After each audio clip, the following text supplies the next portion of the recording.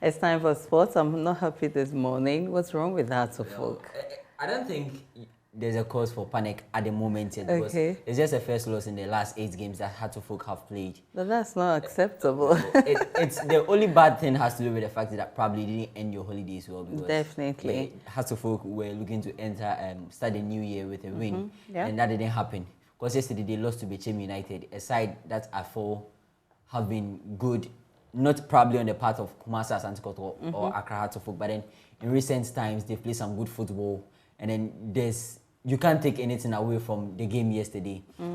I thought Slavko Matic, the new Hearts of Oak head coach, has done quite a good job on this team. I blame the fact that he's lost some players to the national team, the Black Galaxies, due to the fact that they are going to participate in the CHAN. Because if you look at the current squad of the Black Galaxies, they have about 3 or 4 Hearts of Oak players. So it's taking some bit of quality in the Hearts of Oak team.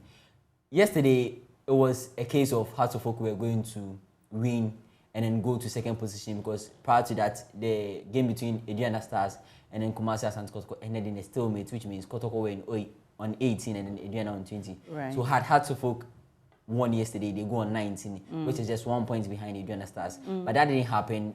What means is that Hearts of Oak now dropped to 5th position on the log, and then Bechem United, having won, go into the top 4. Yeah. So the top 4 is now made up of Aduana Stars, Kumasi Asante Kotoko, Bechem United, and BBN Gold Stars. Okay. These are the 4 teams in the top 4.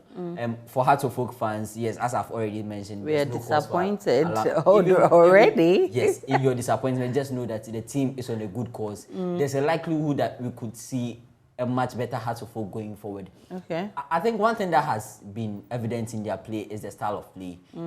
In previous head coaches, you don't see a pattern in the way they play. But then Matic comes in, he gets them playing in a certain way that you identify their kind of play, you identify their transitioning.